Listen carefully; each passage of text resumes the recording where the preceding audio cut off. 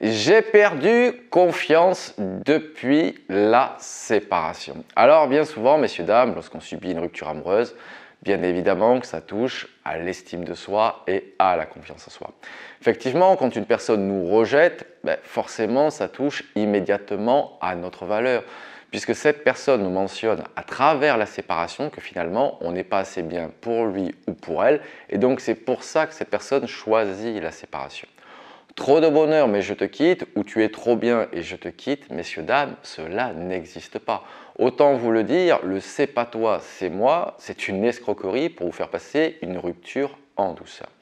Maintenant, j'aimerais vous dire dans cette vidéo, justement, comment reprendre confiance quand on a subi une séparation. Le premier point que j'aimerais évoquer avec vous, c'est un phénomène, c'est un biais cognitif qui est l'aversion à la perte. Bien souvent, lorsque je vous ai en coaching, vous m'avouez que vous avez songé à la séparation.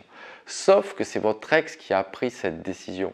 Sauf que c'est votre ex qui a, entre guillemets, sa patience a été plus limitée que la vôtre et donc a choisi cette séparation. Et donc, d'un coup d'un seul, la valeur de votre ex a été boostée. C'est un peu comme en bourse, si vous préférez, c'est très volatile.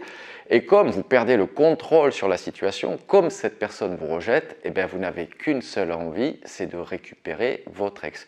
Vous jugez que votre ex, d'un coup d'un seul, est devenu la 8e merveille du monde. Donc le premier point, c'est avoir cet aspect-là de ce biais cognitif qui est l'aversion à la perte, parce que je le vois bien souvent, des fois vous souhaitez récupérer votre ex, mais vous étiez dans une relation qui était très dysfonctionnelle. Parfois, il faut regarder la réalité en face et se dire que malgré les sentiments, malgré l'investissement qu'on a pu avoir dans une relation, malgré l'affection que l'on porte à cette personne, on est devenu incompatible. On a pu être compatible pendant 1 an, 20 ans, 30 ans, et au bout d'un moment, on devient incompatible. Donc pensez-y, le premier, c'est l'aversion à la perte qui fait que d'un coup d'un seul, la valeur de votre ex a bondi d'un seul coup. Le deuxième point que j'aimerais évoquer avec vous, c'est que la tristesse, elle va être temporaire. Vous avez dû déjà subir des séparations. Vous avez déjà dû vous dire que c'était dur. Vous avez déjà dû vous dire, que c'était l'homme ou la femme de votre vie. Vous savez, l'homme ou la femme de votre vie, c'est toujours celui qui arrive en suivant ou celui qui est actuel. Ce n'est jamais le précédent. Donc, encore une fois, souvenez-vous de vos expériences et dites-vous que être triste est normal, c'est le rester qui devient péché, entre guillemets. Parce que bien souvent, vous ne vous réappropriez pas le jeu. Le couple, c'est la construction de nous. Une séparation, c'est la réappropriation du jeu. Et bien souvent, vous restez encore un petit peu trop dans le passé. C'est pour ça que vous n'arrivez pas à tourner la page. Alors bien évidemment que chacun digère à sa façon. Il n'y a pas un délai adéquat. Ce n'est pas 15 jours ou 3 mois, c'est chacun va digérer selon, on va dire, sa capacité de résilience. Mais en tout cas, une chose est sûre, c'est que cette tristesse va être temporaire à condition que vous repreniez votre vie en main.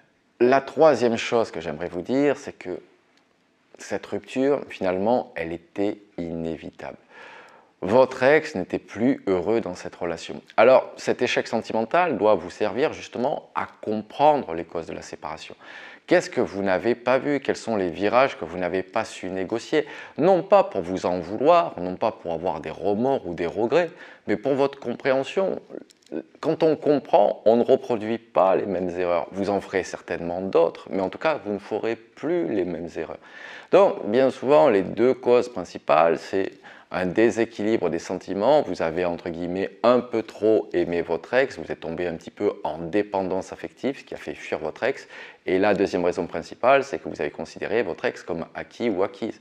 Vous vous êtes dit l'amour est éternel, j'ai pas plus besoin de m'en occuper, et malheureusement vous avez fait les frais à vos dépens, que lorsqu'on n'entretient pas l'amour, c'est la séparation qui arrive. Donc cette rupture, je vous le redis, elle était inévitable et c'est une opportunité pour se remettre en question. Il y a deux solutions face à un échec en règle générale. C'est soit on se dit c'est tout la faute de l'autre et on continue comme ça, soit on se dit qu'effectivement il y avait quelque chose qui n'allait pas et justement on travaille à s'améliorer. Et il y a une troisième voie qui est aller sur sa pente glissante, c'est-à-dire aller sur la tristesse, la dépression, la déprime, les addictions, etc. La quatrième chose que j'aimerais vous dire, alors ce n'est pas pour minimiser votre chagrin d'amour, Chagrin d'amour, c'est souvent terrible. Perte de poids, dépression, vomissement, perte d'estime de soi, de confiance en soi. Souvent, les gens qui se moquent des chagrins d'amour ne se souviennent plus qu'est-ce que ça peut faire. Mais souvenez-vous le nombre de fois où vous avez fait preuve de résilience, le nombre de fois où vous arrivez peut-être des choses bien plus dramatiques, bien plus difficiles qu'un chagrin d'amour, et vous vous êtes relevé. Je vous l'ai dit, cette rupture était inévitable et ça peut être une véritable opportunité. Vous savez, le plus dur finalement, ce n'est pas la chute, c'est comment on se relève, c'est comment on se sert de cet échec pour avancer, c'est quelles leçons on tire finalement de cette expérience. Bien évidemment qu'elle est négative, mais est-ce que vous pouvez aller chercher le positif en comprenant ce qui n'allait pas? Justement, en vous disant que la prochaine fois, vous ne ferez pas la même chose, en reprenant votre vie en main. Vous savez, la personne la plus importante dans votre vie, c'est vous. Votre ex, finalement, ça ne peut être que la cerise sur le gâteau. Il faut bien que vous compreniez que si vous n'êtes pas heureux pour vous-même et par vous-même, il sera impossible d'être heureux en couple. Et c'est à ça que doit vous servir cet échec sentimental. Et enfin, j'en ai parlé tout au long de cette vidéo, mais cet échec sentimental, finalement, ça doit être une véritable opportunité pour vous pour reprendre votre vie en main. Finalement, cette rupture, alors sauf si vraiment vous jugez que vous n'avez rien à vous reprocher, c'est quand même assez rare, mais ça peut arriver.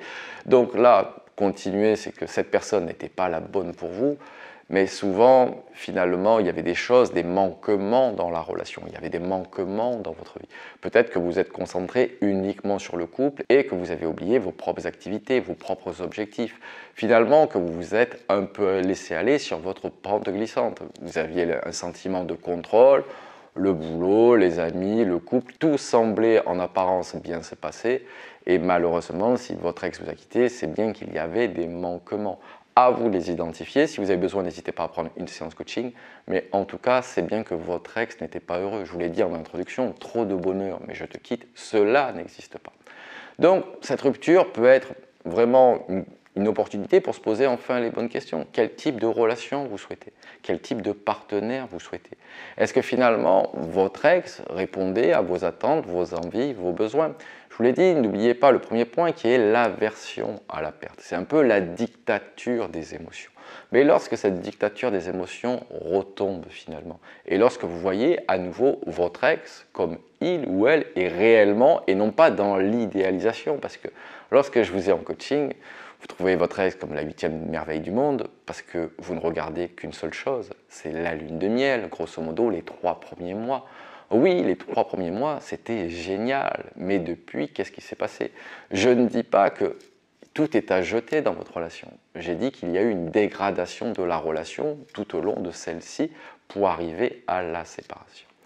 Allez messieurs, dames, je sais que vivre une séparation n'est jamais évident. En tout cas, appliquez ces points pour retrouver la confiance en vous. Dites-vous encore une fois que vous avez malgré tout de la valeur. Vous êtes une personne formidable. Je ne dis pas ça pour vous faire plaisir. Je dis ça, ça arrive à tout le monde de faire des bêtises. Ça arrive à tout le monde d'oublier des virages. L'essentiel, malheureusement, c'est ne pas de l'avoir fait puisqu'on ne peut pas remonter dans le temps. On n'a pas la voiture de Marty McFly. L'essentiel, c'est de ne plus reproduire les mêmes erreurs à l'avenir. Allez, messieurs, dames, je compte sur vous. Si vous avez aimé cette vidéo, n'oubliez pas le petit pouce en l'air qui fait toujours plaisir.